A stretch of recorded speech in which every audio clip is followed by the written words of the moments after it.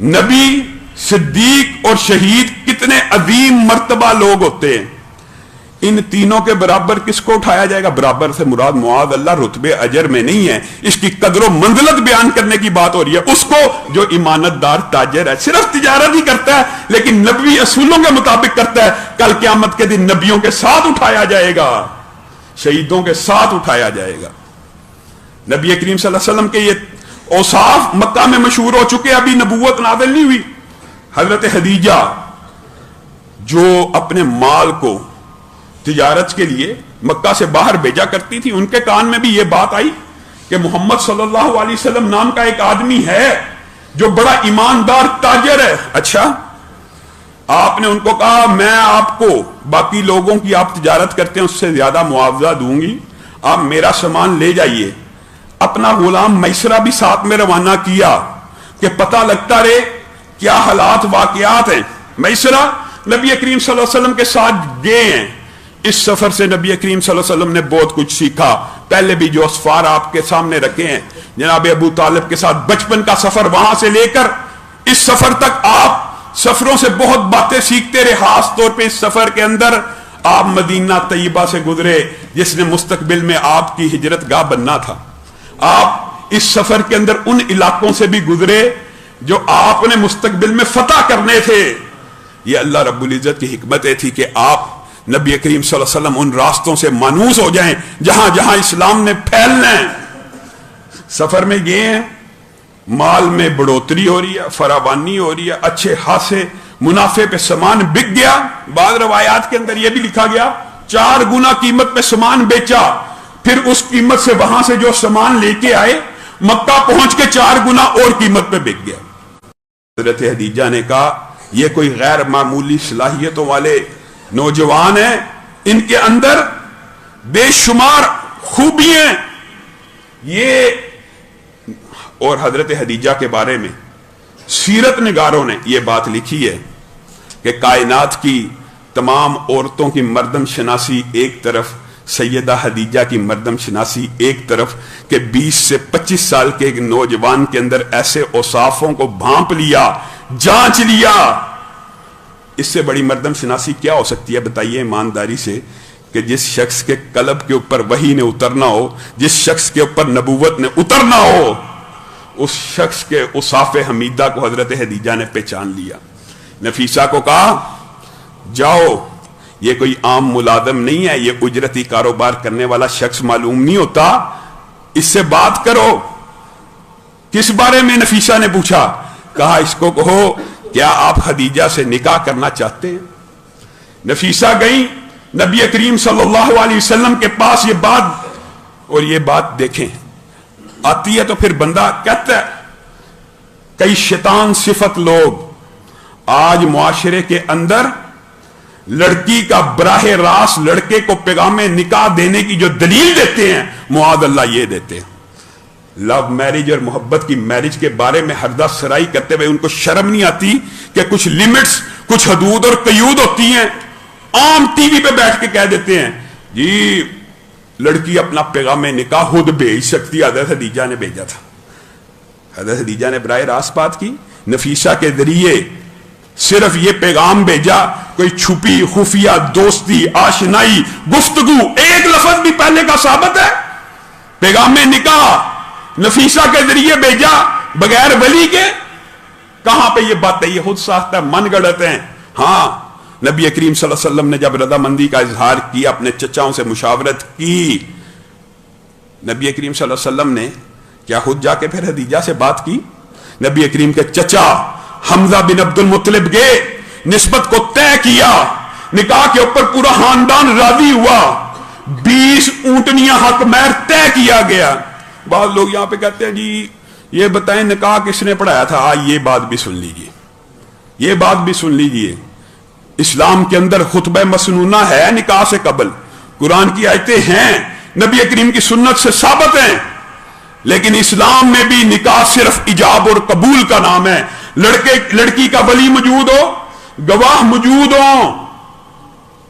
یہ بات کہنے سے شاید میرے کچھ دینی بھائی ناراض ہو جائیں، میں اللہ معاف کرے خطبہ مسنونہ یا قرآن کی آیات کی نفی نہیں کر رہا یا ان کی اہمیت کو کم نہیں کر رہا، لیکن حقیقت بات یہ ہے ولی موجود ہے، گواہ موجود ہیں، کوئی بندہ پوچھ لے آپ کو یہ نکاح اتنے مہر کے عوض روبرو گواہان ولی کی موجودگی میں منظور ہے، نکاح ہو جاتا ہے، نکاح ہو جاتا ہے۔ جی وہ نکاح کس نے پڑھایا تھا، ادھر سے پتہ نہیں کیا باتیں ثابت کرنی ہے، لوگوں کا اسلام اس بات سے ثابت کرنا ہے کہ جو عرب معاشرے میں رواج تھا اس کے مطابق حمزہ بن عبد المطلب کے نسبت طے ہوئی، 20 اونٹ حق مہر طے ہوئے، گواہوں کی موجودگی میں، ولی کی موجودگی میں نکاح ہو گیا۔ اور نبی کریم صلی اللہ علیہ وسلم کا جب نکاح ہوا، نبی کریم صلی اللہ علیہ وسلم کی عمر 20 سے 25 برس کے مابین ہے۔ مورخین کا اختلاف ہے کہ پورے 25 کے تھے، 21 کے تھے، 22 کے تھے۔ مختصر بات یہ ہے جس بارے کے اندر تاریخ خاموش رہے، زیادہ تر روایات اگرچہ 25 برس کی ملتی ہیں لیکن بعض روایات میں 20 برس کے بھی ذکر ہے، تو ساری روایات کو جمع کیا جائے تو یہ بات ثابت ہوتی ہے نبی کریم صلی اللہ علیہ وسلم کا حضرت خدیجہ سے نکاح 20 سے 25 برس کے مابین ہوا۔ اور اگر ہم 25 برس کا بھی اعتماد کر لیں، اس وقت حضرت خدیجہ کی عمر صحیح سند سے 40 برس ثابت ہے، 40 برس ثابت ہے۔ نبی کریم صلی اللہ علیہ وسلم کی شخصیت کے بارے میں بکواس کرنے والے، ہرزہ سرائی کرنے والے، اللہ کی قسم اگر اس نکاح کے اوپر غور کر لیں تو ان کی زبانیں گونگی ہو جائیں۔ وجہ کیا ہے؟ 20 سے لے کے 25 برس کی عمر جو ہوتی ہے یہ صحیح نوجوانی کی اور شباب کی عروج کی عمر ہوتی ہے۔ نبی محترم ایک عزت دار خاندان کی عورت کے رشتے کے اوپر لبیک کہہ رہے ہیں، ان کی عمر کتنی ہے؟ 40 برس۔ آپ بتائیے نبی کریم صلی اللہ علیہ وسلم کے اوپر جس طرح کے یہ مستشرقین اور بے ایمان مغرب اور یورپ الزامات لگاتا ہے کہ نبی کریم صلی اللہ علیہ وسلم میں یہ خواہشات تھیں، آپ شادیاں کرنا چاہتے تھے، ان بدبختوں نے نبی کی سیرت کا مطالعہ ہی نہیں کیا۔ نبی کریم صلی اللہ علیہ وسلم نے 25 برس کی عمر میں حضرت خدیجہ 40 برس کے ساتھ شادی کی۔ کتنی عمر کا فرق ہے؟ 15 برس، 15 برس۔ اور نبی کریم صلی اللہ علیہ وسلم کے ساتھ حضرت خدیجہ کی رفاقت کتنے برس ہے بتائیے؟ 25 برس۔ نبی کریم صلی اللہ علیہ وسلم 50 برس کے تھے، حضرت خدیجہ 65 برس کی تھی۔ یہ 25 برس جو ایک جوانی کا عروج ہوتا ہے، بتائیے 20 سے لے کے 50 سال کی عمر ہی انسان کے جوانی کی عروج ہوتی ہے۔ وہ پوری کی پوری عمر تو آپ نے ایک ادھیڑ عمر لیکن عظمت والی، عفت والی، طاہرہ مطہرہ کے ساتھ گزار لی۔ یعنی 25 برس جب تک خدیجہ کے ساتھ رہے۔ آپ کو اور مجھے افسوس اور دکھ کی بات ہے ہمیں نبی کی سیرت نہیں پتا۔ آپ کو پتہ ہی نہیں کہ نبی کریم صلی اللہ علیہ وسلم نے حضرت خدیجہ کی موجودگی میں ایک شادی بھی نہیں کی، ایک شادی بھی اور نہیں کی۔ حضرت خدیجہ کی عظمت کی وجہ سے، عظمت کی وجہ، اللہ کی قسم عظمت کی وجہ، اور بعد میں جو شادیاں کی ہیں ان کی الگ حکمتیں ہیں، جب بات آئے گی اس کو بھی ذکر کریں گے۔ لیکن ایمانداری سے بتلائیے جو نوجوان 25 برس سے قبل بھی ساری زندگی پاک دامن رہا، بچپن میں آزار گرا، بیہوش ہو کے گر پڑا، جس کا سطر کائنات میں ان کی ازواج کے علاوہ کسی پہ نہیں کھلا، اس کے اوپر الزام لگاتے ہو، اس کے خلاف ہردہ سرائی کرتے ہو، ان کے خلاف۔ آج انشاءاللہ دوسرے خطبے میں اس بارے میں بھی آپ کے سامنے چند گزارشات کو رکھوں گا۔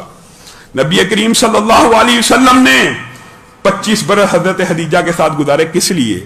اللہ کی قسم حضرت خدیجہ کی اتنی عظمت ہے، نبی کریم صلی اللہ علیہ وسلم نے کہا 4 عورتیں دنیا میں ایسی ہیں، 4 عورتیں جو واجب تقلید ہیں، ایک خدیجہ، ایک آسیہ، ایک مریم، ایک فاطمہ۔ ہاں حضرت خدیجہ کی عظمت ہے۔ حضرت خدیجہ کو صدیقۃ الکبریٰ بھی کہا جاتا ہے۔ وجہ کیا پتہ؟ اس وجہ سے حضرت ابو بکر کو کیا کہتے ہیں؟ صدیق اکبر۔ خدیجہ کو صدیقۃ الکبریٰ، دونوں کا ترجمہ ایک ہی ہے، وہ صرف مؤنث کے سیغے ہیں، یہ مذکر کا سیغہ، یعنی جو لقب حضرت ابو بکر کا وہی حضرت خدیجہ کا ہے۔ وجہ کیا ہے؟ وجہ یہ ہے کہ جس طرح حضرت ابو بکر نے نبی کریم صلی اللہ علیہ وسلم پہ اترنے والی ایک ایک حدیث، وہی ایک ایک اشارے کی تصدیق کی، صرف تصدیق تو باقی صحابہ نے بھی کی، صدیق اکبر کیوں بنے؟ اس کی وجہ آپ کے سامنے سیرت ابو بکر میں رکھی تھی۔ वजह यह है कि सिद्दीक अकबर वो थे कि जो सबसे पहले ईमान लेके आते थे। अभी नबी बात कहते थे, सिद्दीक कहते थे कि मैं ईमान लेके आया। इसी तरह हदीजतुल कुबरा हैं, सदीकतुल कुबरा हैं। अभी नबी मुंह से कोई अल्फाज निकालते थे, हदीजा उसकी तस्दीक करती थी, हदीजा उसके ऊपर ईमान लेके आती थी। बताइए दुनिया की कौन सी औरत इतनी अजीम हो सकती है कि नबी करीम सल्लल्लाहु अलैहि वसल्लम वही। और ये बात भी आपके सामने रखना चाहता हूं, हदीस की जितनी कुतुब हैं, जितनी हदीस की किताबें, जितनी, कितनी बड़ी अजमत है हजरत हदीजा की, कुर्बान जाएं। अल्लाह की कसम उसकी इब्तिदा जिस हदीस से हो रही होगी उसमें हजरत हदीजा का जिक्र होगा। क्यों? क्योंकि हदीस की किताबों की इब्तिदा होती है कहां से? इब्तिदाए वही से। और इब्तिदाए वही का वाकया और हजरत हदीजा का जिक्र ना हो, यह कैसे हो सकता है? अल्फाज हर दुनिया की जितनी ज़हीम हदीस की किताबें उठाइए, हदीस की पहली बाब होगा वो इब्तिदाए वही के बारे में, और उस बाब में हो नहीं सकता हजरत हदीजा के ये अल्फाज मौजूद ना हो। नबी करीम आए हैं हजरत हदीजा के पास, कुछ परेशान है, कुछ बेचैन है। इंशाअल्लाह जब ये वाकया वहां पे पहुंचेगा आपके सामने तफसील रखेंगे। आज सिर्फ उनके अल्फाज हैं, बताइए कैसा मरहम रखा है। कल्ला वल्लाहि ला युहज़ीक अल्लाहु अबदा, अल्लाह की कसम मेरा रब आपको कभी जाया नहीं करेगा। आप मजलूमों की मदद करने वाले, आप कमजोरों के दाद रसाई करने वाले, आप हक का साथ देने वाले। लिया वर्का बिन नौफल के पास लेके चली गई, अभी पहली वही उतरी है, ईमान कबूल कर लिया, ईमान कबूल कर लिया। पहली औरत है, इतनी अजमत है, इनको ताहरा भी कहा गया। और इनको ताहरा जो कहा जाता है ना, इसकी भी सीरत निगारों ने बड़ी तफसीलात बयान की हैं। सबसे बड़ी वजह इनको ताहरा कहने की पता क्या है? अरब के अंदर भी, अरब मक्का के अंदर चंद लोग ऐसे थे, चंद उंगलियों पे गिनकर, जो अपनी पूरी जिंदगी में किसी आस्ताने पे नहीं थे जाते। अब ये तो एक बदकिस्मती की बात थी कि खाना काबा के अंदर ही कुरैशियों ने 360 बुत रखे हुए थे, लात मनात उज़्ज़ा हबल नाइला वगैरह बुत बेशुमार थे, लेकिन स्पेशल कभी कसर नहीं किया। और ये जो 5-6 गिनती के अफराद थे, इन्होंने खाना काबा के अंदर आके भी कभी किसी बुत को नहीं था पुकारा उन औरतों में से। और बाद मुअर्रिखीन औरत सिर्फ एक थी पूरे मक्का में जिसने जमाना जाहलियत में भी किसी बुत को नहीं था पुकारा, वो हदीजतुल कुबरा थी। इसीलिए इनको ताहिरा कहा गया। ताहिरा, जमाना जाहलियत में भी शिरक नहीं किया। नबी करीम सल्लल्लाहु अलैहि वसल्लम ने कहा था ना, निकाह के मौके के ऊपर, मैं लात मनात और उज़्ज़ा की पूजा नहीं करूंगा। तो हदीजतुल कुबरा ने कहा था इनको दफा कीजिए, मैं भी इनसे बेजार हूं। अभी इस्लाम आया नहीं, अभी इस्लाम फैला नहीं। कुछ लोग ऐसे मौजूद थे जिन्होंने बुतों की पूजा नहीं की, अबू बकर ने नहीं की। अल्लाह ताला ने कुछ ऐसी हस्तियां तब भी रखी हुई थी जो शिरक से बेदार थी। एक और मसला, ज़िमनी तौर पे बात आई है तो वजाहत करना जरूरी समझता हूं। लोगों ने निकाह मस्यार एक निकाह का नाम रखा है और उसके ऊपर तान करते हैं। मेरे भाइयों याद रखो, याद रखो, कुछ मसले याद होने चाहिए मुआशरे में एग्जिस्ट करने के लिए। जैसे अभी आपके सामने ये बात रखी, आपको ये बात याद होनी चाहिए कि नबी करीम ने अपनी पूरी जवानी में एक उदेड़ उम्र औरत के साथ निकाह रखा और उस 25 बरस में किसी के साथ निकाह नहीं किया। हमारे मुसलमान बच्चों को पता ही नहीं होता, मुतासर हो जाते हैं। मगर अब यूरोप के प्रोपेगेंडे है। और दूसरी बात ये भी याद रखिए, जो आपके सामने रखना बड़ी अहम बात है, हर ऐसा निकाह जिसकी बुनियाद तलाक हो। क्या मतलब? इस बात का मतलब क्या? यानी मैंने नियत तलाक की रखी हुई है और मैं निकाह कर रहा हूं, यह निकाह इस्लाम और शरीयत में जायज ही नहीं। निकाह इस बुनियाद पे होता है कि औरत को हमेशा के लिए आबाद करना है। निकाह इस बुनियाद पे होता है कि इससे औलाद होगी। निकाह इसलिए होता है कि इससे कुंबा खानदान बनेगा। हर ऐसा निकाह जिसकी बुनियाद तलाक हो, बुनियाद से मुराद यहां पे नीयत है, यानी जिस निकाह की नीयत तलाक पे रखी जाए, इस बात का मतलब कि इसको खोलिए, इस बात को खोलिए ताकि समझ आ जाए। तलाक की नीयत का निकाह कौन सा होता है? मैं औरत से शादी करूंगा, 5 दिन बाद तलाक दे दूंगा। 10 दिन बाद तलाक दे दूंगा, 1 साल बाद तलाक दे दूंगा, 2 साल बाद तलाक दे दूंगा, 10 साल बाद तलाक दे दूंगा। नीयत ये हो कि मैं एक औरत से शादी करूंगा, 1 घंटे से लेके 10, 20, 30 बरस का भी दिमाग में टाइम हो, या मुंह से अदा कर दिया जाए, मुआहदा लिखा जाए, तू मेरी 1 घंटे के लिए बीवी है, 5 घंटे के लिए, 1 साल के लिए, 20 साल के लिए, 30 साल के लिए।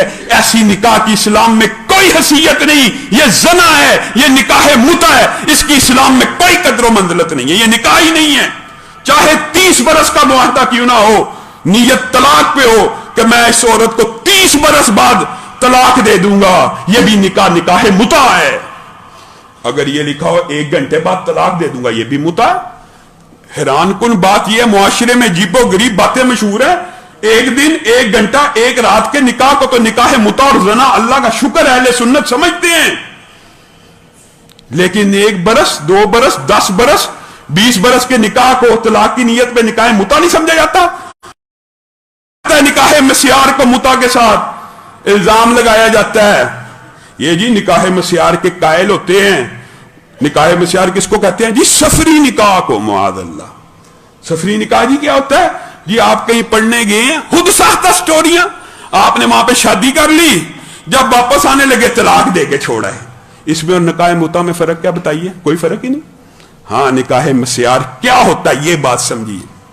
निकाह मस्यार ये होता है, एक औरत है, मिसालन समझा रहा हूं, बुजुर्ग है, बेवा है, बड़ी उम्र की है, वो किसी नौजवान से शादी करती है, उनकी शादी हो जाती है। इन दोनों फरीकैन का आपस में ये बात तय पाती है, मैं तुझे उस तरह हकूक और फराइज अदा नहीं कर सकता।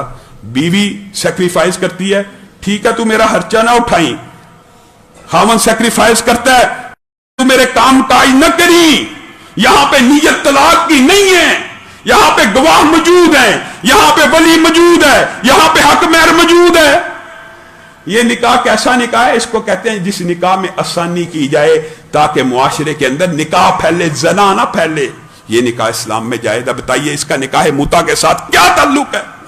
निकाह मुता तो तलाक की नीयत में होता है, निकाह मुस्यार तो हमेशा आबादगी की नीयत से कुछ हकूक व फराइज छोड़ने को कहते हैं। कुछ लोगों को ये बातें बड़ी तलख लगती हैं, लेकिन सुन्नत से जो बातें साबित हो, बताइए हजरत सौदा ने ईमानदारी से अपनी बारी की कुर्बानी दी है कि नहीं? हजरत सौदा ने क्या कहा था नबी करीम सल्लल्लाहु अलैहि वसल्लम को? हजरत सौदा बड़ी उदेड़ उम्र औरत थी। हजरत सौदा ने कहा मैं तो बुजुर्ग औरत हूं, कदरों मंजिलत के लिए, एक रिश्तेदारी और कबीले कुंबे की इज्जत के लिए आपका मेरा निकाह हो गया है, मैं आपको रुख्सत देती हूं, आप चाहे पूरी रात मेरे पास ना आया करें। बात समझिए, निकाह मस्यार को कंफ्यूज किया गया निकाह मुता के साथ। अल्लाह की कसम मुआशरे में, अच्छा हमारे पाकिस्तानी मुआशरे की बात आई है, यहां पे तो गर्दमाद एक आम सी बात है। गर्दमादी क्या है? क्या निकाह मस्यार नहीं है गर्दमादी? बताइए, यानी मुआशरे के अंदर ये ऑलरेडी मौजूद है, सिर्फ नाम सुन के इसकी खिलाफ, क्योंकि ये अहले सुन्नत का मौकफ हो गया। अब रवाफिज ने इसको निकाह मुता के साथ मिलाना ही मिलाना। हालांकि निकाह मस्यार उस निकाह को कहते हैं जिस निकाह में आसानी, मिस्यार ऐसर से, आसानी से दो फरीकैन किसी भी बात पे एग्रीमेंट कर ले, किसी भी बात पे, शर्त गैर शरई ना हो तो किया जा सकता। हामन के ठीक है तुम मेरे काम ना करो, मैं तुम्हारे पास हफ्ता एग्रीमेंट हो, नीयत तलाक की ना हो, यह बात जायज है। लेकिन लोगों को यह बातें तलख लगती हैं। लेकिन जो हकीकत है अगर आप नहीं समझेंगे तो मुआशरे में तलाक याफ्ता बेवा औरतें, इनको बताइए छत का हक है कि नहीं, इनको कफालत का हक है कि नहीं? अल्लाह की कसम, अगर आज मुआशरा सिर्फ अरब मुआशरे के इस रस्म और रिवाज के ऊपर भी चल जाए तो मुआशरे से बड़ी कबाहतें खत्म हो जाए। हमारे यहां नौजवान लड़की की तलाक हो जाए, नौजवान की भी, आप जनाब लठ लेके ऐसे निकाहों के पीछे भाग पड़ते हैं, फिर नतीजा क्या निकलता है? अच्छा, जना के ऊपर पाबंदी नहीं है। जना करना आसान है, नाम चाहे इसका निकाह मुता रखा हुआ है, लेकिन आप ईमानदारी से बताइए शब बसरी के लिए कौन सा हिजाब कबूल होता है? निकाह मुता भी हराम है, आपके सामने बात रखी है। लेकिन अगर कोई उसके लवाजमात भी पूरे कर ले, आजकल आपके सामने क्या है? जिस बंदे की जेब में पैसा है, وہ حرام کی زندگی گزار سکتا ہے؟ اسلام آباد کاری کی نیت سے نکاح کرتا ہے، چاہے بیوہ سے کرنا ہے چاہے طلاق یافتہ سے کرنا ہے، اس نیت سے کرنا میں نے زندگی بھر اس کو ساتھ رکھنا۔ ہاں یہ البتہ آپشن موجود ہے، اگر نہیں بن سکی آپ علیحدہ ہو سکتے ہیں، وہ تو عورت بھی حلا لے سکتی ہے، لیکن نکاح کے موقع کے اوپر یہ نیت رکھنا میں 1 سال بعد اس کو چھوڑ دوں گا، میں 2 سال بعد، اللہ کی قسم یہ نکاح متع ہے۔ نبی کریم صلی اللہ علیہ وسلم کی یہ بیوی حضرت خدیجہ، یہ بھی یاد رکھیے چلے، معاذ اللہ میں یہ نہیں کہتا کہ یہ نکاح مسیار تھا لیکن حضرت خدیجہ نے نبی کریم صلی اللہ علیہ وسلم کے ساتھ یہ نرمی کی تھی کہ آپ نے میری کفالت نہیں کرنی بلکہ میرا مال آپ کے لیے حاضر ہے۔ بتائیے حضرت خدیجہ نے بھی نرمی کی ہے کہ آپ میری کفالت چاہے نہ کریں میں اپنے مال سے آپ کی کفالت کریں گے۔ اسی لیے امی عائشہ نے جب پوچھا تھا نا کہ آپ ایک 1.5 عمر عورت کو یاد کرتے ہیں، عید آتی ہے اسی کو یاد کرتے ہیں، ہر وقت اسی کا ذکر کرتے ہیں، ہم نوجوان ہیں، ہم آپ کے نکاح میں آ چکی ہیں، تو نبی کریم صلی اللہ علیہ وسلم نے کہا تھا اللہ کی قسم تم خدیجہ کا مقابلہ نہیں کر سکتے، کیونکہ جس وقت لوگ میرے سے مال کو روکتے تھے خدیجہ میرے پہ مال کو استعمال کیا کرتی تھی، جس وقت لوگ میری تکذیب کیا کرتے تھے خدیجہ اس وقت میری تصدیق کیا کرتی تھی۔ میں ایک دن غار حرا میں تھا، خدیجہ آ رہی تھی، اچانک جبریل امین نازل ہوئے اور جبریل امین نے آ کے مجھے یہ بات کہی تھی کہ وہ آ رہی ہیں خدیجہ، وہ آ رہی ہیں خدیجہ، ہاتھ میں کچھ سالن کو لیے ہوئے، روٹیوں کو لیے ہوئے ہیں، میں ان کو اللہ کا سلام بھیجتا ہوں اور جبریل امین کا سلام بھیجتا ہوں۔ جس خدیجہ کے اوپر اللہ سلام بھیجے جبریل امین سلام بھیجے، اور ساتھ خوشخبری کیا سنائی، خدیجہ بھی آپ کے پاس آئیں گی نا، ان کو جنت میں ایک ایسے محل کی بشارت دے دینا جس کے اندر بیٹھا ہو بندہ تو باہر سارے کا سارا منظر دیکھ رہا ہے، اور باہر کھڑا ہو تو محل کا ایک ایک کمرہ نظر آئے جس کے ارد گرد نہ شور ہوگا نہ غوغا ہوگا۔ جو خدیجہ نے قربانیاں دی ہیں اللہ نے قیامت کے دن اس کا یہ بدلہ رکھا ہے۔ اللہ کی قسم یہ بات بتلائیے ایمانداری سے، خدیجہ جیسی باوفا عورت کون ہو سکتی ہے؟ بنی اسد کے اوپر کیا شیب ابی طالب میں جو سوشل بائیکاٹ ہوا تھا، سوشل بائیکاٹ وہ کس کے ساتھ تھا؟